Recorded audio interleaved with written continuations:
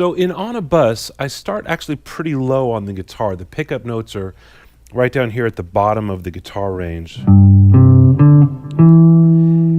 And from there on out, I stay actually more or less within one octave, which is from this E to this E.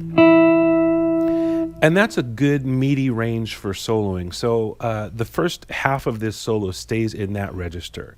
And that's worth mentioning now. You'll see why in about a minute. So as I go on with this, this is the pickup.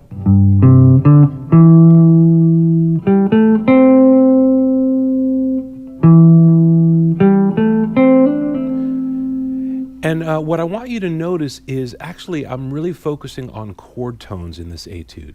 So every time there's a chord, I want to intersect my solo with that chord by playing the third of the chord. So the first chord is C, and I'm playing an E note. That E note is the third of a C chord. When we go to A minor 7, I play C, and that's the third of A minor 7th. And again, bar 2, over the C chord, there's an E. Over A minor 7th, there's a C, and we decorate. It doesn't just mean we're just going to play the one note, but that's the focal point, and then we can decorate it with notes above it or below it. We go in, here's bar 3, again, an E over a C chord, and a C over an A minor chord. So that's E minor, and again, our focus is G, that's the third of the chord. And we go to F, and I play,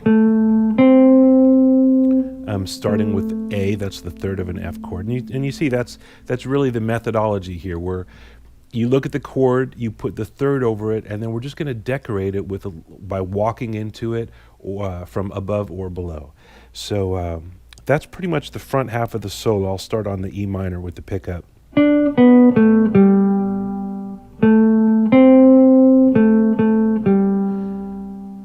And now I mentioned I stayed in this register in the front half of the solo.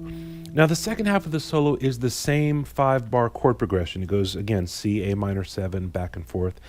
And all I did was play really the same notes an octave higher. And that's a really simple way to build your solo, is to think in strata. You've got a low part and a high part. And I wanted to illustrate that in the most clear way I could by just literally playing the same thing again an octave higher.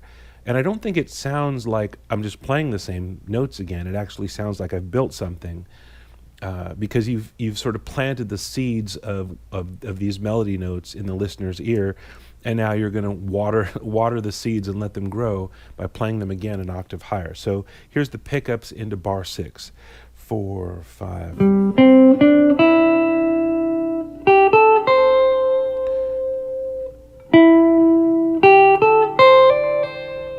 And you want to be careful. I'm letting everything ring out here. You might hear some open strings ringing. I think when the whole band is going, and the drummer's brushing and the bass player's doing bass notes and stuff, you wouldn't really notice those. Here it's pretty naked. So if that's something that you want to control, you could control it by using a little bit of muting with your right hand. So again, I'll do it, and I'll be a little more careful about that.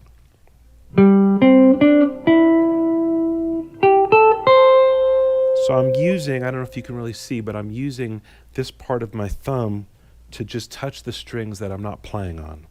So pickups again into bar 6. 4, 5.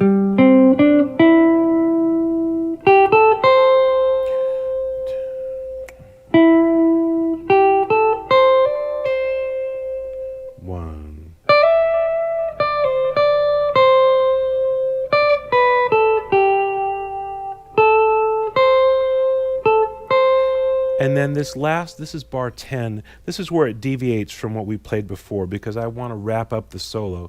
So rather than just having kind of an ending that doesn't sound like an ending, I want to play something that feels like an ending. So I'm going to go from this high note. Notice we started really low, and we've worked our way all the way up from the really bottom of the guitar to not the top, but the upper range of the guitar that's not special effecty. Once you get up here, that's almost more like a special effect. The really good melodic range of the guitar, in my opinion, is from this G to this G, to this G.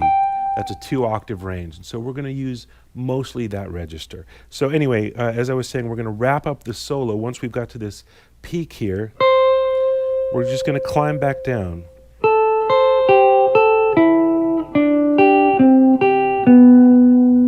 And so it's this kind of stair-step way of climbing down to this low note. Now this low note is a B. If you're playing along with the jam tracks, that B is going to be an interesting note because it's a major seventh against the C if you're just letting the tune cycle around again. But this etude is actually based on Come Away With Me, which is a song that Norah Jones recorded. And at the end of the guitar solo, it goes to a new section in the tune that starts on a G chord. So that B note is the third of the G chord, and that's the strategy that we use throughout this whole solo. We're always aiming for the third as a target tone. So that's the big idea in this solo.